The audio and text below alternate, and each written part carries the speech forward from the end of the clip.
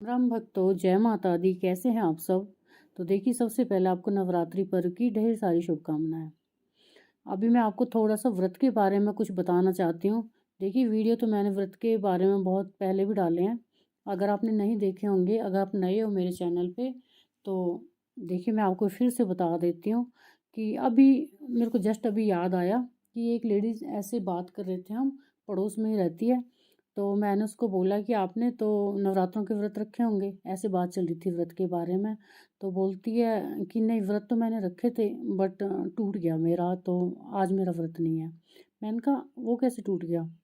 तो बोलती है कल मैंने बच्चों के साथ चाय पी रही थी तो बिस्किट खा लिया और मेरा व्रत टूट गया, तो आज मैंने नहीं रखा।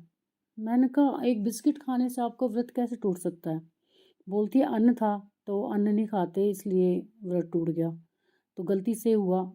तो मैंने कहा देखिए, आपने गलती से जानबूझकर तो नहीं किया, और गलती से हुआ है तो इस पे व्रत टूटना कैसे मान सकते हो आप? एक बिस्किट खा लिया, कोई बात नहीं, गलती होगी, लेकिन आगे तो आप रख सकते हो ना। बोलते नहीं, अब टूट गया फिर नहीं रखते, मेरे को किसी पंडित ने बोला था।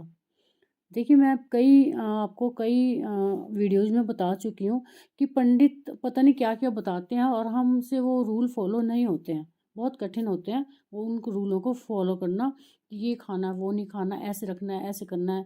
तो ये सब हमसे गृहस्थी में नहीं होता। तो गलती से हमारा व्रत टूटा और आप उसको कंटिन्यू रख सकते हो। सॉरी कर लो भगवान को कि मेरे से गलती होगी, मुझे क्षमा करें। ये हमारे कई बार क्या होता है कि हमारी माता रानी है या हम जिसका भी व्रत कर रहे हैं किसी भी भगवान का, वो हमारी परीक्षा लेते हैं कि देखता हूँ भक्त में कितनी शक्ति है, कितनी मेरी पूजा पाठ कर सकता है। तो सबसे पहले तो देखिए हम जान लेते हैं कि व्रत होते क्या हैं और क्यों रखे जाते हैं। मैंने आपको पहले भी बताया है कि व्रत क्यों रखे जाते हैं। व्रत का मतलब ये होता है कि मन को शांति मिले, मन को एक चैन हो, मन में शांति हो, कि हम भगवान का जितना हो सके सिमरन कर सकें। तो मन में शांति तभी होगी। देखिए, अगर हम अन्न वगैरह खाएंगे, अन्न क्या करते हैं, हमारे मन को व्याग्र करते हैं। और कोई गर्म चीज़ें, देखिए जैसे हम कई बार व्रत में प्याज लहसुन नहीं खाते हैं, तो इसका मेन कारण यही है कि हम पूजा जितनी हो सके हम करें। और प्याज लहसुन क्या होता है? प्याज लहसुन कोई बीमारी नहीं है, कोई गलत चीज़ नहीं है। ये हमारे मन को व्याग्र करता है, अंदर व्याग्रता लाता है, जिससे हम भगवान का भजन नहीं कर सकते हैं। भगवान का भजन तभी कर सकते हैं जब मन शांत होगा, ठंडा होगा। तो देखिए, हम इसमें व्रत में ठंडी ठंडी चीज़ें खाते हैं, और जो गरम मसाले वगैरह होते हैं, गरम चीज़ें होती हैं गरम तासीर की, वो हम अवॉइड करते हैं। जो भी है, देखिए जैसे पित्तबादी वाली चीज़ें हैं या गरम चीज़ें हैं, गरम मसाले हैं या खाने में कोई भी गरम चीज़ है, ये सब क्या करती हैं, हमारे मन को व्याग्र करती हैं, और हम इसलिए मन को शांत नहीं कर पाते, जिसके कारण हमारा भजन नहीं हो पाता। तो व्रत का मतलब ये होता है कि मन में भगवान का सिमरन 24 घंटे हमारा चलते रहना चाहिए। सोते जागते उठते बैठते जो भी हम काम कर रहे हैं, इवन मैं किसी से बात कर रही हूँ तब भी मेरे मन में भगवान का नाम चलते रहना चाहिए। नाम जप बहुत ज़रूरी है। यही कारण है कि हम व्रत रखते हैं, उपासना रखते हैं, सिर्फ इतना ही है। हाँ, इतना अगर गलती से टूट गया कोई बात नहीं, भगवान से माफ़ी मांग लीजिए और कंटिन्यू रखिए उसे। कई बार ऐसा होता है कि देखिए, हमें कई बार महिलाएं, हमें कई बार मासिक धर्म वगैरह की प्रॉब्लम हो जाती है, या कुछ ऐसा हो जाता है, हमें कहीं बाहर जाना पड़ जाता है। मतलब कहने का मेरा ये है कि एक आध व्रत हम बीच में नहीं रख पाते हैं। तो बीच में हमने एक आध व्रत नहीं रखा, या हमने पहले 1 या 2 नहीं रखे हैं, तो उसके बाद हम ये नहीं कि पूरे 9 व्रत नहीं रखेंगे। अगर हमसे गलती से या कुछ भी कह लीजिए, हमारी कोई परेशानी थी, हमने 1-2 व्रत नहीं रखे, तो आप उसके बाद व्रत कंटिन्यू रख सकते हो। मान लें अखंड ज्योत आपने पहले दिन नहीं जलाई, दूसरे दिन नहीं जलाई। देखिए, मेरे साथ ऐसा स्टार्टिंग में कई बार हुआ था। तो पहले महामाई हमारी सिर्फ भक्ति की परीक्षा लेती है कि इसमें मेरे अंदर मेरी कितनी भक्ति है। तो बस आप मैं तीसरे दिन से भी जोत जलाई है। कई बार ऐसा होता है कि देखिए, औरतें एक बार महीने में तो बीमार होती हैं, उस दौरान हम जोत नहीं जला सकते हैं। लेकिन जब हम शुद्ध हो जाएँ 2-4 दिन बाद, तो उसके बाद हम कंटिन्यू अपना रख सकते हैं, व्रत रख सकते हैं। 9 नहीं रखे जा रहे, 4-6 जितने भी बचते हैं एंड में वो रख सकते हैं। बीच में कई बार ऐसा होता है, हमें संभावना होती है कि हमारे साथ ऐसा कुछ होने वाला है, और हम पहले व्रत रख लेते हैं। जब कुछ हो जाए, तो मैं इतना ही कहूँगी, जब कुछ हो जाए तो आप जोत मत जलाइए, भगवान की मूर्ति को मत छूइए, मंदिर में मत जाइए, लेकिन व्रत ज़रूर रखिए। और व्रत रखने के साथ साथ नाम जप आपका ज़रूर चलना चाहिए। तो नाम जप क्या है? जैसे माता रानी का व्रत कर रहे हैं या माता रानी की पूजा कर रहे हैं, तो जय माता दी, जय माता दी, ये हमारे अंदर 24 घंटे चलना चाहिए। यही व्रत है। हम किसी का मन ना दुखाएं, हम किसी को क्रोध ना करें, हम झूठ ना बोलें। मतलब ये छोटी छोटी चीज़ें हैं। हम अपने बड़ों का, देखिए, बड़ों का सम्मान करें, यही व्रत है। ये सबसे पहले व्रत का सबसे पहला परहेज यही है। जैसे हम खाते हैं कि व्रत में अन्न नहीं खाना, ये सबसे बड़ा परहेज है कि हम किसी से झूठ ना बोलें, हम किसी का मन ना दुखाएं, किसी की चुगलियाँ ना करें। ये सब, ये भी व्रत के अंदर ही आता है। तो मन को बिल्कुल साफ़ कीजिए, जैसे हमने तन को किया है। तन को साफ़ करने के लिए देखो हम क्या कुछ नहीं करते हैं।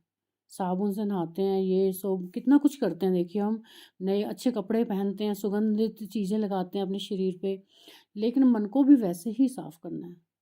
देखिए मन इसलिए साफ़ करना है क्योंकि हमने मन को मंदिर बनाना है जिसमें हमारे भगवान स्थान पाएँ, हमारे अंदर प्रवेश करें। तो मन को हमें साफ़ करना है। मन साफ़ तभी होगा जब हम किसी की निंदा, चुगलियाँ कुछ भी नहीं करेंगे। देखिए जो जैसा है हमसे तो सुधरने वाला वो है नहीं, कोई भी है वो कैसा भी है। तो देन बेटर कि अपने आप को सुधार लो। बस यही कहूँगी, अगर व्रत आपके गलती से टूट जाते हैं, गलती से या कोई कारणवश, तो आप कंटिन्यू कर सकते हैं। हाँ, और मेरे से कई सवाल पूछते हैं कि व्रत में क्या खाना चाहिए। अभी मेरे पास किसी जानने वाले ने बोला, मेरे काफ़ी क्लोज हैं, तो देखिए व्रत में ये चीज़ नहीं खानी, वो चीज़ नहीं खानी, ऐसा नहीं। मैंने कहा किसने कहा? ये चीज़ नहीं, देखिए बंधन में हम कोई भी पूजा नहीं कर सकते हैं। अगर हमें भगवान को सच में ही पाना है और हम सच में भक्ति चाहते हैं, तो जो आपसे बन पड़ता है वैसा ही कीजिए।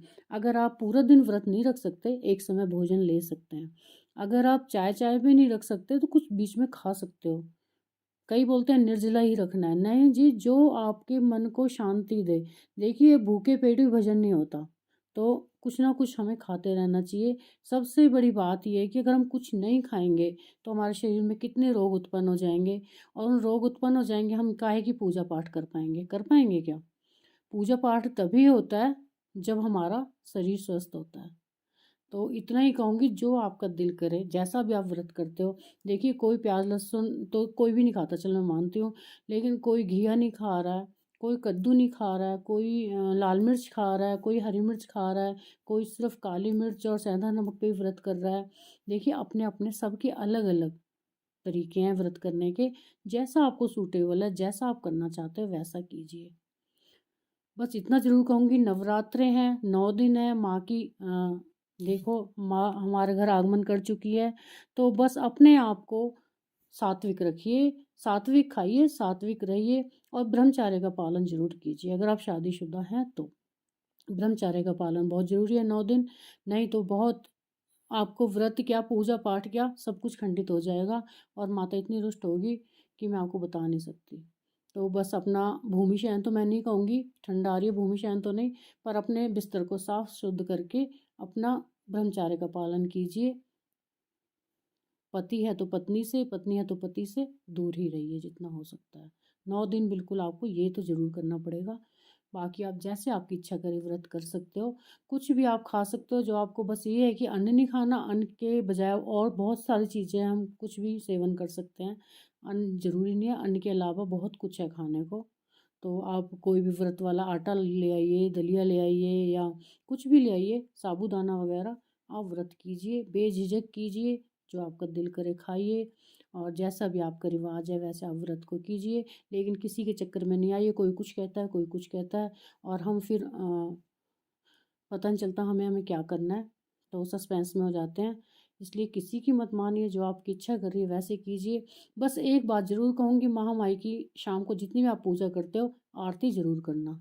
और आरती से पहले अगर हो सकता है, आरती से पहले अगर हो सकता है, तो जैसे भी आपको टूटी फूटी वाणी में जैसे भी 2-4 भजन उनको ज़रूर सुनाइए। अगर 2-4 भजन आप भजन नहीं भी गा सकते हो, देखो टूटी फूटी वाणी में महामाई सिर्फ हमारे भाव देखती है, हमारी वाणी नहीं देखेगी, हमारा सुरताल नहीं देखती। मेरे सुरताल बिल्कुल भी अच्छे नहीं है, लेकिन मैं ये काम पहले से ही करती आ रही हूँ। मुझे बहुत अच्छा लगता है शाम को 2-4 भजन गाना डेली। ऐसा नहीं नवरात्रों में ही, तो मन को शांति सी मिल जाती है और अपनी महामाई भी रीझ जाती है। तो कहने का मतलब है, अगर भजन नहीं भी गा सकते हो आप, तो उस पे चला दीजिए, फ़ोन पे चला दीजिए। बहुत सारे साधन हैं भजन चलाने के। अगर वो भी नहीं कर सकते, बस अपनी माता रानी की धुन लगा दीजिए, वो तो आप कर ही सकते हो। जय माता दी, जय शेरा वाली माता, तो जैसी भी धुन है, शेरा वाली माँ, मेरा वाली माँ, कैसी भी धुन आप लगा सकते हो, कुछ भी। बस महामाई को रिझाने का आप ये ढूँढिए कि कैसे वो रिझेंगी। बस उनको, उनकी प्रार्थना में एक सच्चा वो होना चाहिए, भाव होना चाहिए जब भी हम प्रार्थना करते हैं, और बस सच्चे भाव से उनको बुलाइए, वो ज़रूर आपके घर में आगमन करेंगी और खुशियों की बरसात करेंगी। जय माता दी। मिलते हैं अगले वीडियो में नई जानकारी के साथ। चैनल सब्सक्राइब करने का मन कर रहा है तो कर दीजिए, नहीं कर रहा तो कोई बात नहीं। जय माता दी।